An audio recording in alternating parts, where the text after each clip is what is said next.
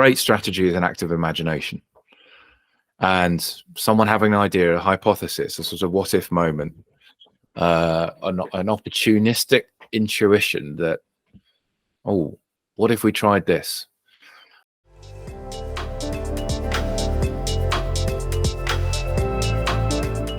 Hello and welcome to Think with Google Firestarters. My name is Neil Perkin. I'm the host of Firestarters. And for those that don't know, Firestarters is a series of insightful conversations with the interested and interesting of the advertising, marketing and innovation communities, as we like to say. And today, I'm lucky enough to be speaking with Michael Lee. Michael is the Chief Strategy Officer at VCCP and also the current chair of the Accoun Planning Group, the APG, which is the not-for-profit organization for account planners and communication strategies and so on. So, Michael, let's dive straight in. Welcome to Firestarters. Can I ask what your provocation is for the Firestarters audience? My provocation is based on the fact that in my APG role, every 2 years we run a skills survey where we ask planners at every level. And I think we managed to get 451 responses this year, which hopefully means it's sufficiently representative. But we asked those planners every time, what skills do you believe are important to do your job well? And we added, I think, 3 new ones based on the fact that we'd last done the survey, I think, in 2019. And couldn't take any away. So that took the number from, I think, 21 to 24. And we assumed that the new skills we put in might result in some of the older skills diminishing in perceived value. But basically, the output of the survey was the response that everyone thought that every skill was important. So you're effectively saying that everyone should be able to do 24 different skills. And given that number, my provocation is planning becoming the impossible job. Yeah, that is a brilliant provocation. Thank you.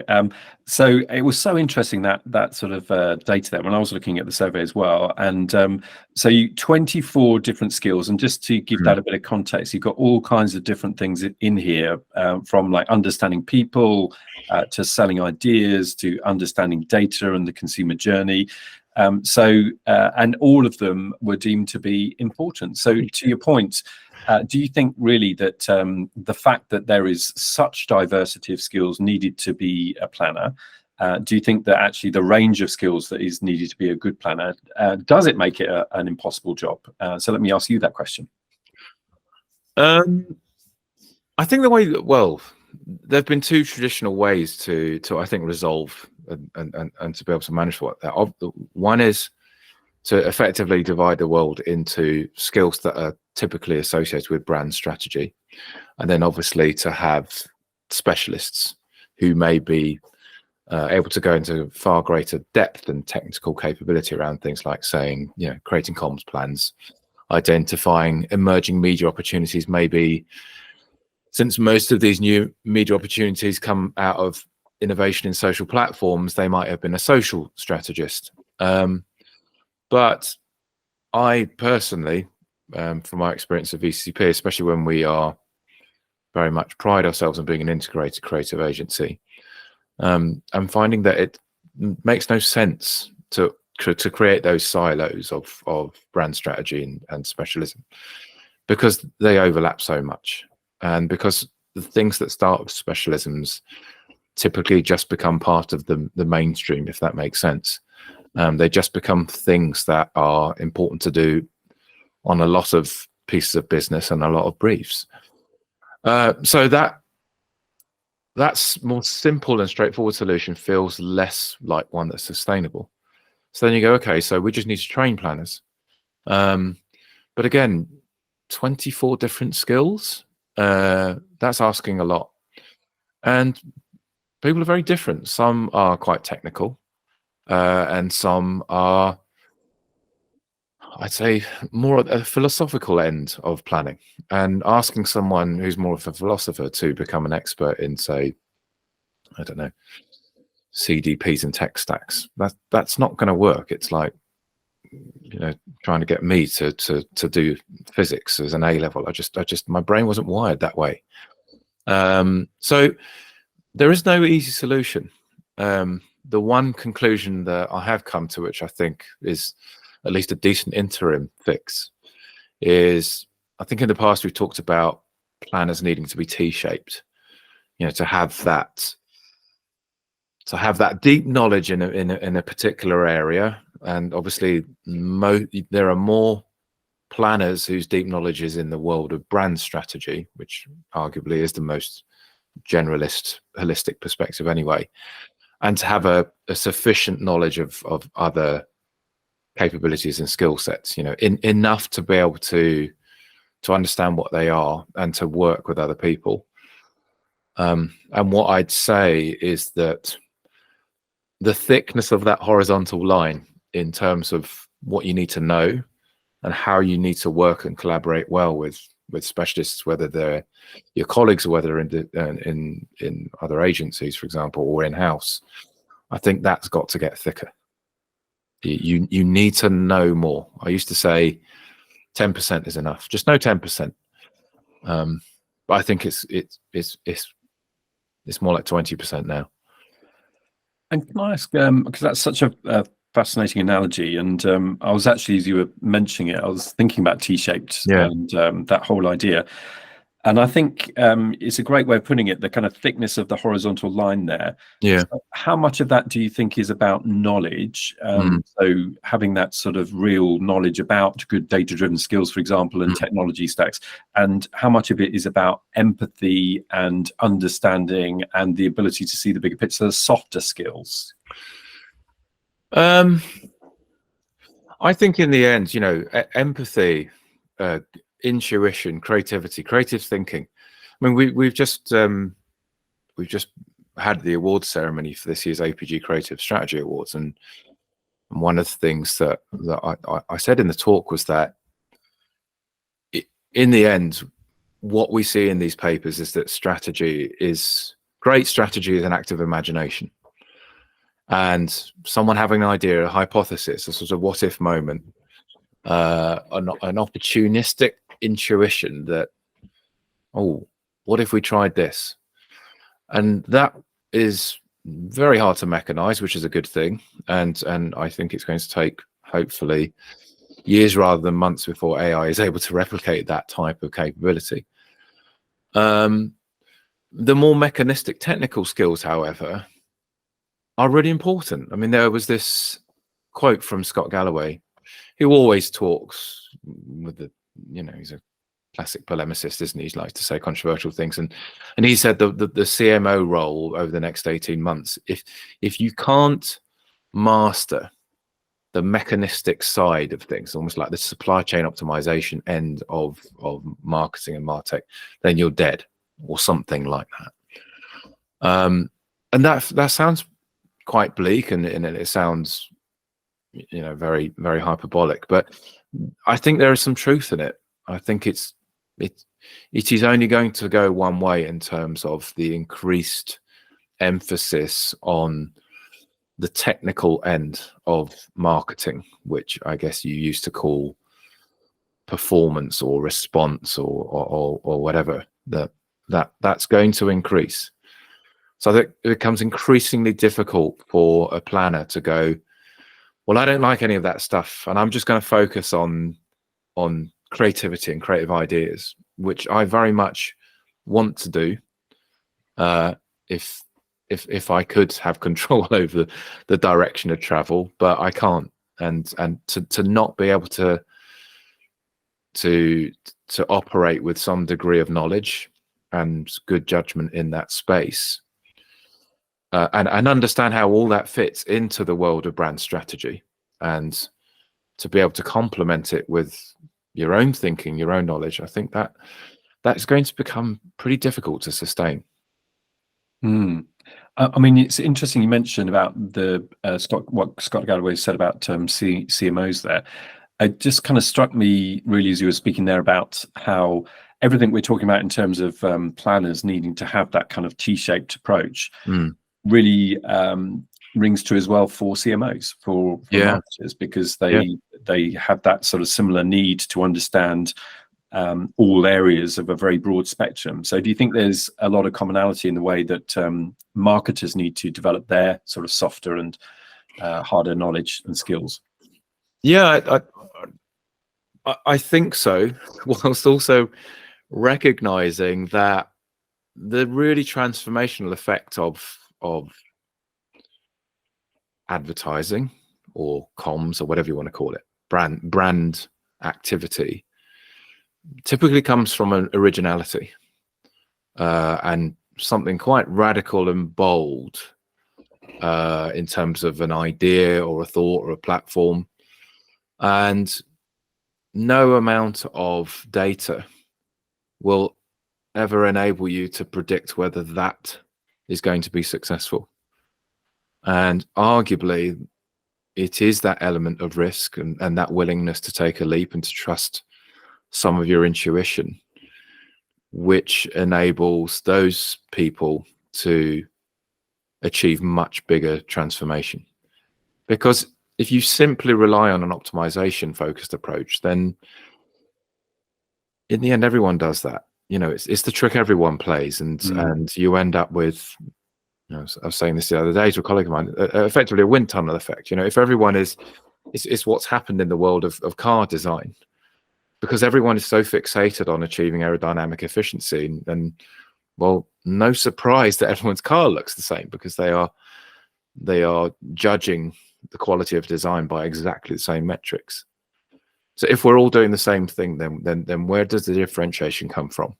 And if there's no differentiation, then how does a brand stand out apart from on price? And that takes you in a race to the bottom. Yeah, that's really nicely put. And so do you think, going back to that sort of T-shaped idea, do you think that we will sort of be seeing a future really where perhaps generalist planners, so those that can have that kind of horizontal part of the T, will be increasingly working with teams of more specialist planners who have a sort of much more deeper knowledge in certain kind of areas, be they technical or otherwise? Do you think that's probably a balance of generalism, specialism that we will see? Yeah, I think it's a really good. I mean, I've thought about this and gone, actually, is the future, you know, in the same way that the creative Jew, you know, the words and images are such a natural complementary set of skills, and typically you need both to create the full idea. I have wondered whether in the future we will partner. What's the right way to describe them? The technicians and the philosophers, and that's the type of way of resolving that problem. Because I mean, in our planning department of say, actually depends how you define a strategist. I'm not going to get into that, but let's say we have 40 or something brand planners. I'd say the vast majority of people come from having done degrees in the humanities, typically, you know, English, psychology, history. I have one engineer, and I wish we had more people who thought like him, because his way of thinking I can see different ideas coming from him, because I think he's come from an engineering background. But he's, you know, he's unusual, he's anomalous, and it's a shame, really. I think that's part of the challenge we have at the moment in our industry, that there's a lack of diversity in the backgrounds of strategists, and I mean in the backgrounds of all the disciplines. But I think it particularly impacts on strategy, because I think that a really good strategic department has a really broad range of life experience, but also intellectual perspective, if that doesn't sound too pretentious. Yeah, no, that's really interesting. So I think, you know, do you think in response to that, do you think the answer to that is obviously part of that is about recruitment, but part of it might be about training as well? So do you think there's a solution here which is focused on how you fish from a bigger pool, as well as how you improve knowledge and skills in the industry in different ways. 100%. Yeah. I think, I mean, we've done a lot of, with my VCCP hat on and all my APG hat on, a lot of what I've tried to do is really broaden the visibility and appeal of strategy. So we opened an office in Stoke. VCCP did about 2.5 years ago now, and that's been really illuminating, because you just realize how poor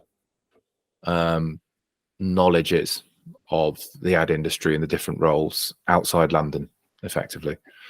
It has become an industry that is so concentrated in the big cities, London and a bit of Manchester, Leeds and Bristol, but aside from that, it's so heavily concentrated in there. So it just means that people's awareness that this industry even exists is so low.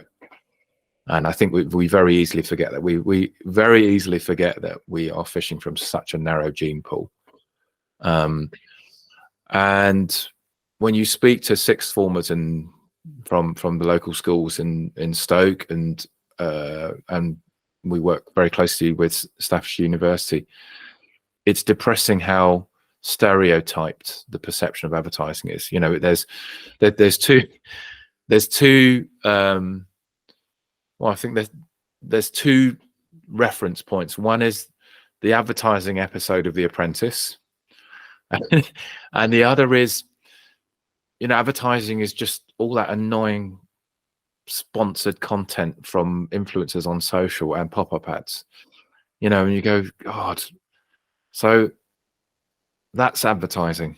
And the idea that anyone who isn't creative, who doesn't already work is doing an A-level in art or a course in graphic design, couldn't possibly have a role in advertising is just, it's really depressing. So there's a huge job to be done to go, do you not realize that if you are highly numerate and have done computer science or mathematics, then there's a role in what we do these days? And that if you're an engineer, then your mind is actually really useful, precisely because you think about things maybe in a more systematic way or in a more logical fashion, but that's a really useful, different perspective to what most people have. And you're literally going, well, there's only so many people I can talk to at a careers fair, one-to-one. Yeah. So that's a tiny drop in the ocean, but I just wish that we were better as an industry in going out there to recruit people. And I think some of that is still born of the fact that we still think that it's an industry where people are knocking down the doors to work in it. And that may have been the case 20, 30 years ago. So you were able to almost pick from the cream of the crop of this, all the weird and wonderful people that were interested in this job. But I think that's not the case anymore. And we have to be more proactive.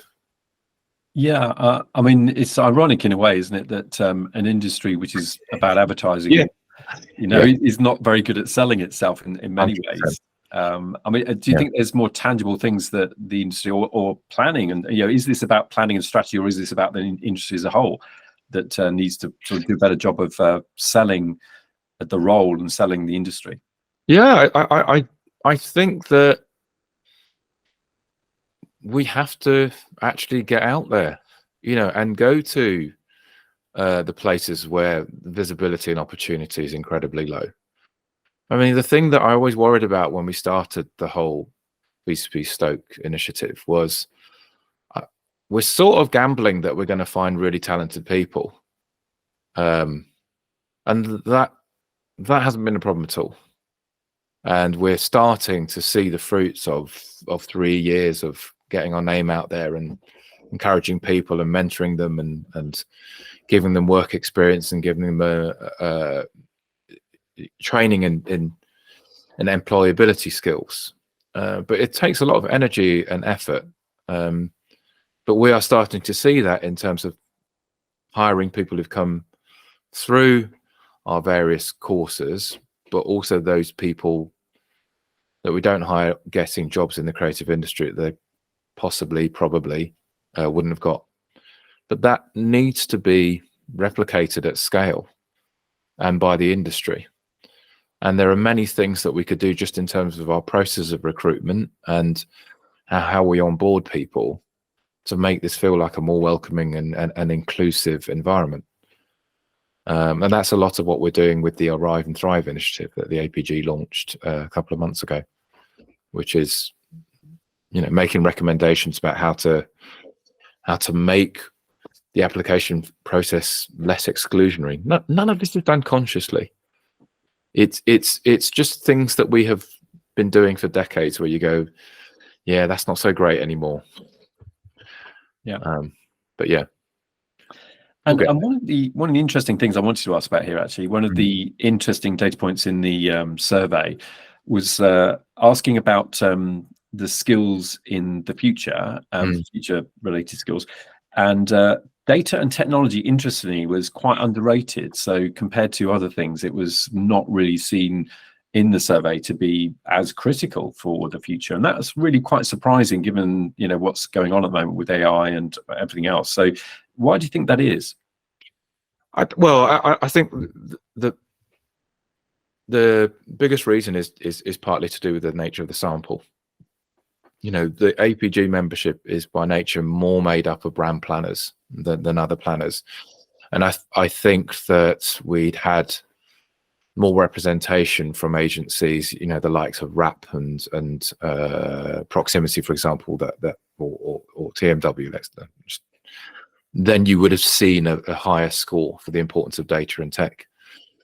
But yeah, why does it score so low? I think that's also because this survey was answered by people at all different ranges, and if you look at the different answers by seniority or number of years in the career, then actually things like data and tech effectiveness do start to go up, because I think that there is this recognition that the more senior you are, the more important it is to have that knowledge, to be able to talk at a more holistic level rather than just simply about focusing on the advertising brief in front of you and trying to come up with a good proposition. So I think it's that. But yeah, it's definitely one of those things where you go, I'm surprised that it is one of the lower things. You would have expected it to be one of the highest. Yeah, and just a sort of side question on that, because there is obviously so much going on at the moment with generative AI, and lots of interesting kind of pieces of work done about how it can augment processes of all kinds and make things more productive and efficient. So do you think there's a real opportunity here for perhaps planners to adapt the way in which they work by using these kinds of tools? I haven't decided yet. I mean, I think it is interesting. Obviously, there was pretty much everyone was using the LLM type tools, the ChatGPTs of this world, and Bard to start off with, more for novelty. What's interesting is how there has definitely been this split between those who've gone, it's fine, but to be honest, I didn't experience that much benefit from having this resource, and sometimes it took me longer to get to the answer. And then others for whom it is like that sort of who was it described it? I wish I could give them credit, because it was a very funny description. It's like your weird buddy or the weird planner in the corner, and I like that. And actually, in terms of thinking about things and just getting the second perspective, I think it's quite useful. In terms of its impact on the industry at a broader level, then yeah, at the more mechanistic, whatever you want to call it, mid to bottom funnel end, I think the ability of generative AI to take away what are quite tedious, repetitive, highly templated, highly labor-intensive tasks is almost inevitable, because I think they're not good uses of human potential.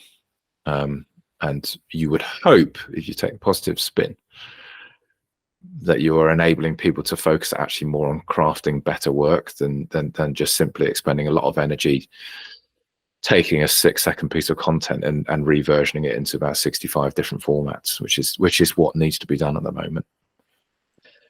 Yeah, I think it's so interesting, isn't it? And I think just going back to some of the core skills which came out of the survey, so things like empathy, understanding. In fact, there was a great quote actually from Sarah Newman at the APG, who talked about empathy and understanding of the consumer remain the domain of the human being, an intuitive sense of the unspoken need, the culture beneath the data, the universal needs associated with the human condition, and applying these skills in an imaginative way to business problems marks planners out as unique in the strategy world. Yeah. And that's so interesting, I think, because how do you think those core skills, so understanding people, defining problems, unearthing insight, how do you think they're changing in the role of the planner?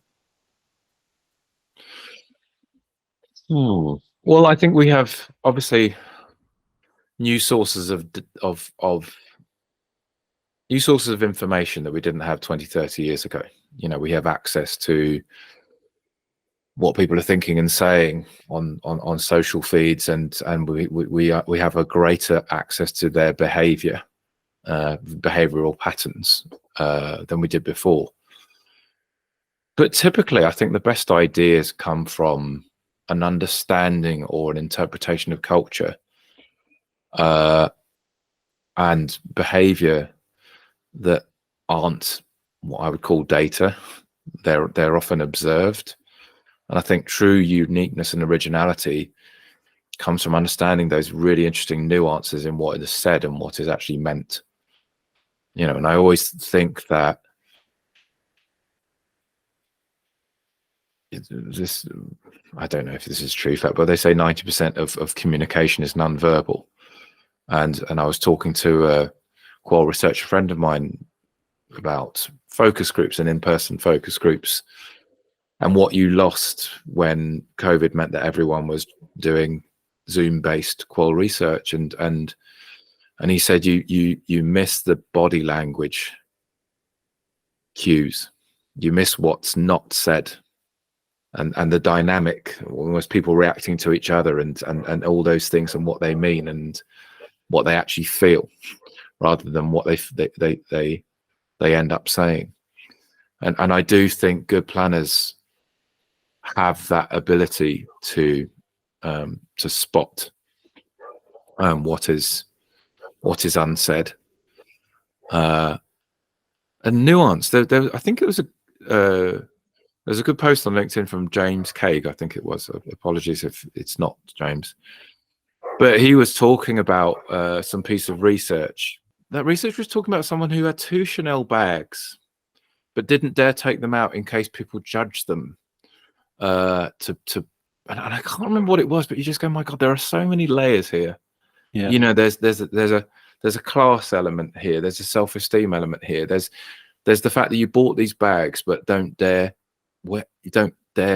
actually wear them outside. And I'm sorry, but it shows you what the sophistication of humanity and the human condition is just, I think, I genuinely believe this is beyond the wit of AI to interpret like that in the way that humans can.